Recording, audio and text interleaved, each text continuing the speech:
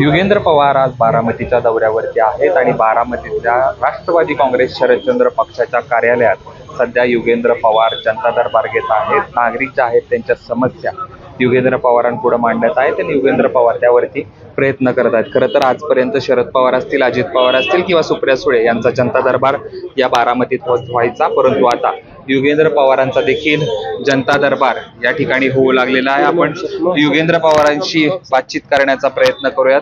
दादा, आजचा तुमचा दुसरा दौरा आहे आणि जनता दरबार, काय नागरिकांचे नेमके प्रश्न आहेत?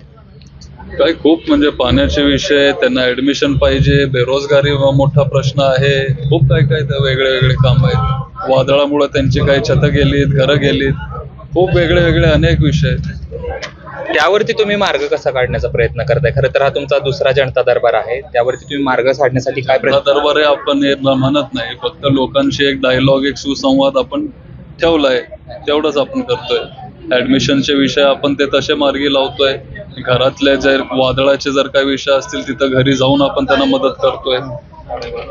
आपला रोजगारचा विषय जर असेल तर तिथं कंपन्यांशी बोलून आपण त्यांना रोजगार द्यायचा प्रयत्न करतोय.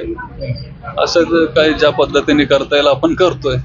हे करत असताना दुसरीकडे एक चर्चा देखील रंगू लागलेली. आगामी विधानसभेच्या निवडणुकीत तुम्ही रंगणात उतरणार असल्याची चर्चा आहे. काय नेमकं काय सांगाल? आता दरवेळेला तुम्ही मला प्रश्न विचारताय आणि दरवेळेला मी तुम्हाला तेच उत्तर दिलंय. त्याच्यामुळे तुम्ही या वेळेस पण तेच उत्तर असणार आहे. नाही, मागच्या वेळेस ज्यावेळेस विचारलं होता त्यावेळेस फक्त एवढंच विचारलं होतं की तुम्ही राजकारणात येणार का, की तुम्ही असं उत्तर दिलं होतं कार्यकर्त्याची चर्चा. पण गेल्या काही दिवसापासून सातत्यानं चर्चा रंगू लागली. जशी लोकसभा झाली आहे तशी याची चर्चा ते तुम्हीच करता.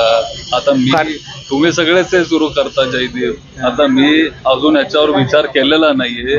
मला जरा विचार करू दे. आता काही लोकांची कामं करायची ही ती वेळ आहे. मी सगळी ती कामं करतोय. विधानसभेला अजून वेळ आहे.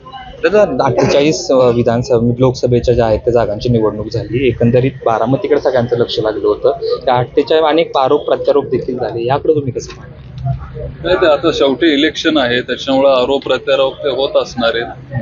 ते पूर्वी पण झालेत, इथून पुढं पण ते होणार आहेत. पण त्याच्यामध्ये काय वैयक्तिक काय कठोरता किंवा काय अशी असेल असं मला नाही वाटत. पूर्वी विलासराव देशमुख साहेबांनी एक स्टेटमेंट दिलेलं की काय दिस इज अ इलेक्शन, काहीतरी इलेक्शन पुरतं हे सगळं होत असतं. असं असेल, मला माहिती नाही. तेवढं काय ह्याच्यावर बोलण्याचं एवढं मी मोठा नाही.